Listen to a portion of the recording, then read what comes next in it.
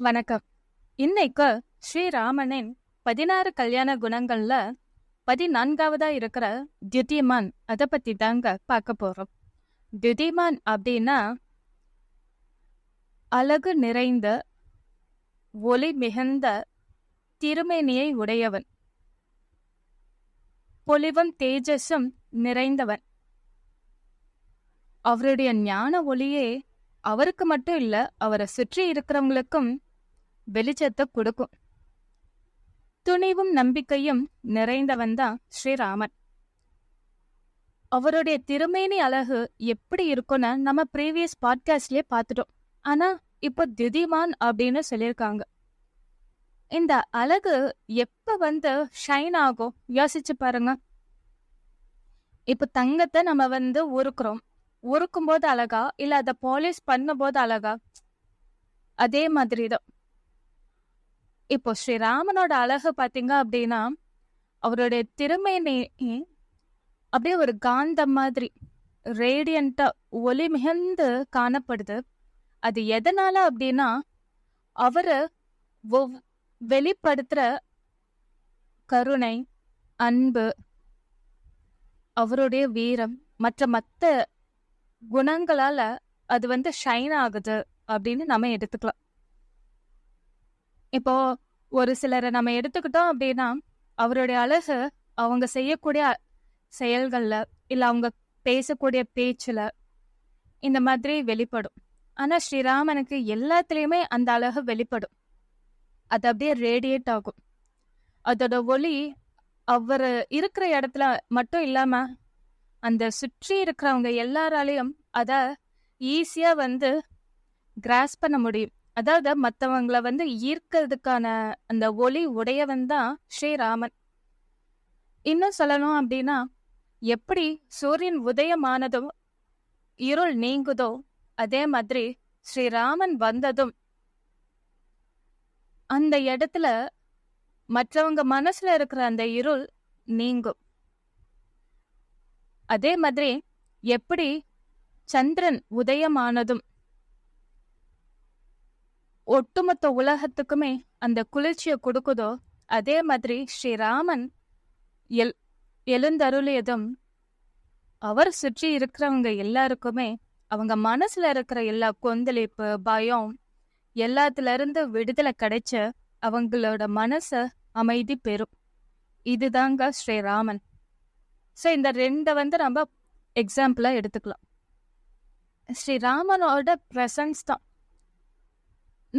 நம்மளாம் பார்த்தீங்க அப்படின்னா, தினைக்கும் நிறைய பேர்த்த சந்திப்போம், இல்லை ஒரு சில பேர்த்த சந்திப்போம், ரேண்டமா எப்பயாவது ஒருக்கா ஒரு சிலரை சந்திப்போம். இப்படி நம்ம வாழ்க்கையில சந்தித்த நபர்கள் பல பேர் இருப்பாங்க.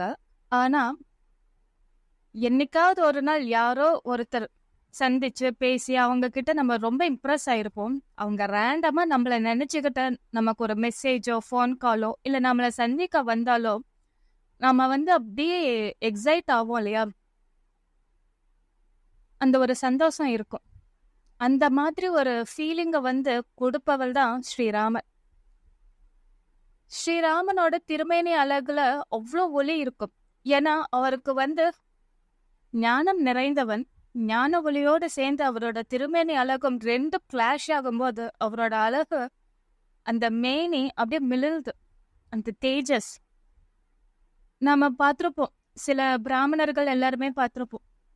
காயத்ரி மந்திரம் தினைக்கும் சொல்றவங்க எல்லாமே நம்ம நம்ம காலத்திலேயே வாழ்ந்த நிறைய மகான்களை பார்த்துருப்போம். காஞ்சி மகா பெரியவா, ஸ்ரீ ராகவேந்திரா, ரமண மகரிஷி, ராகவேந்திரர், இவங்க எல்லாருமே பார்த்தீங்கன்னு வச்சுக்கோங்களேன், அவங்க கிட்ட ஒரு தேஜஸ் இருக்கும். அது என்னன்னே தெரியாது.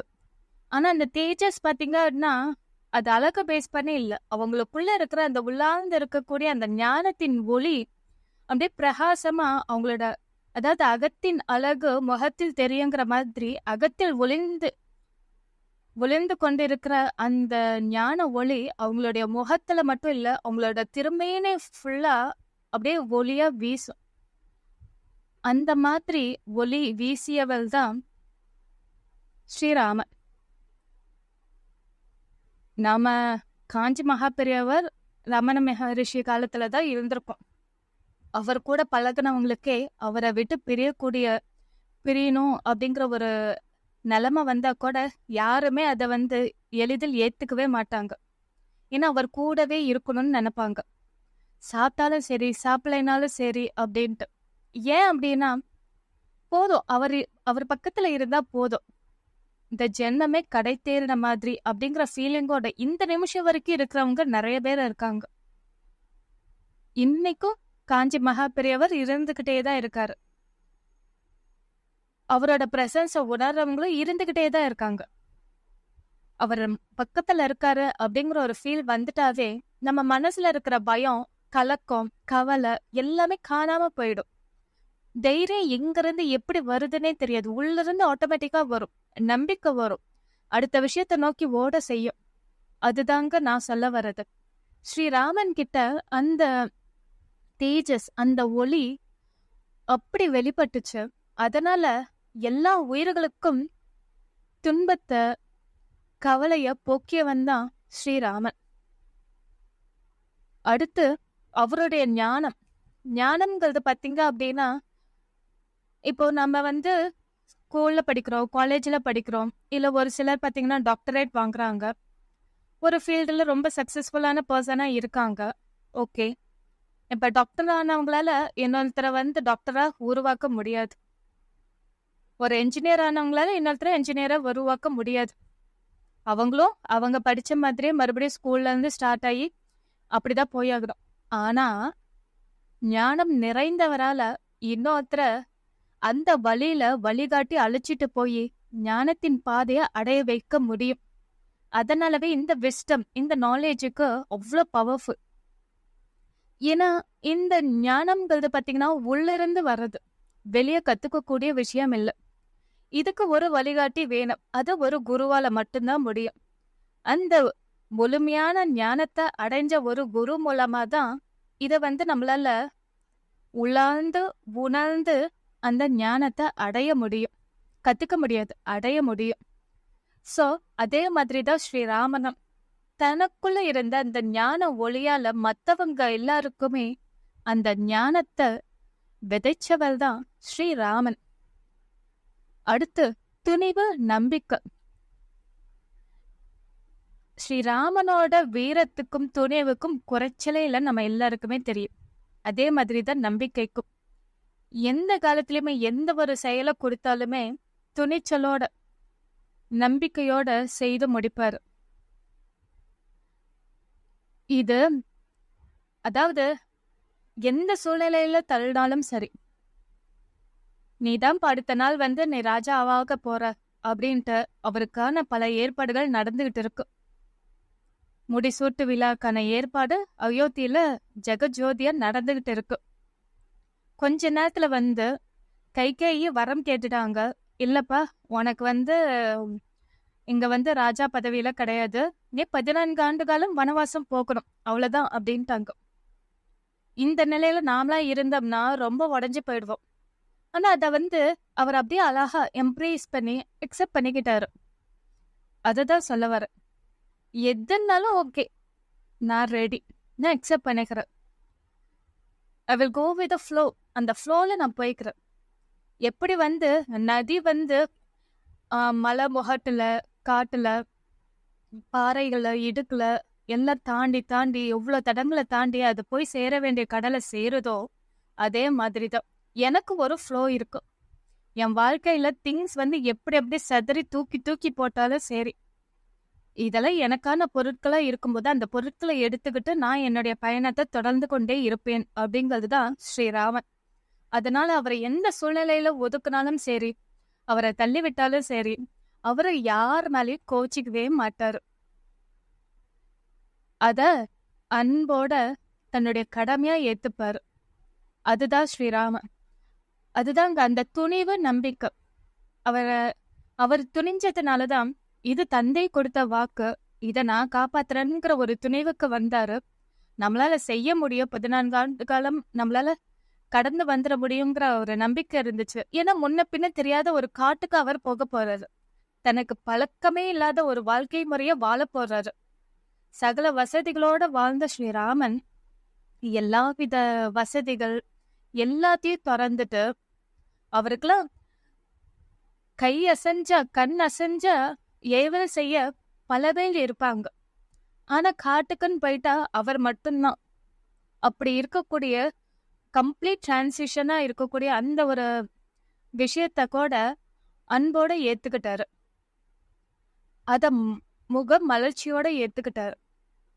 அது மட்டும் இல்லாம தன் குடும்பத்துல இருக்கிறவங்களையும் அழகா கன்வின்ஸ் பண்ணாரு. அவங்களுக்கு நம்பிக்கை கொடுத்தாரு. இது தர்மமே, இது நான் தர்மத்தை நோக்கிதான் போறேன், யாரும் கலங்க வேண்டாம்னு நம்பிக்கை கொடுத்து அந்த நம்பிக்கையை நிறைவேற்றினவர் தான் ஸ்ரீராமன். அடுத்து இது அந்த காலத்துல மட்டுமா அப்படின்னா இல்லைங்க, இப்ப வந்தாங்க. ஸ்ரீராமரோட அழகு பொலிவு இதெல்லாம் நமக்கு எதுக்குப்பா அப்படின்னு நம்ம யோசிக்கலாம். நமக்கு கண்டிப்பா தேவைங்க. ஏன்னா நம்ம நவவித பக்தியில பார்த்துட்டோம். ஸ்ரவணம், கீர்த்தனம், ஸ்மரணம் சொல்லிட்டு. அந்த ஸ்மரணம்ங்கிறது ரொம்ப இம்பார்ட்டன்ட். இப்போ ஒருத்தவங்க லவ் பண்ண ஆரம்பிச்சிட்டாங்க அப்படின்னா ஒரு பையன் அந்த பொண்ணையே நினைச்சிட்டு இருப்பான். அதே மாதிரி அந்த பொண்ணு அந்த பையனையே நினைச்சிட்டு இருப்பாங்க. அதே மாதிரிதான் நாம பகவான் கிட்ட அந்த ஒரு பக்தியை வளர்க்க ஆரம்பிச்சிட்டோம் அப்படின்னா அவரை நினைச்சுக்கிட்டே இருக்கணும். நம்ம எது கூட சேர்றோமோ அதுவாவே மாறுவோம். அத விவேகானந்தரும் சொல்லியிருக்காரு. ஏன்னா நம்மளோட எண்ணம் எதை நோக்கி பயணப்படுதோ அதுவாவே மாறிடுவோம்.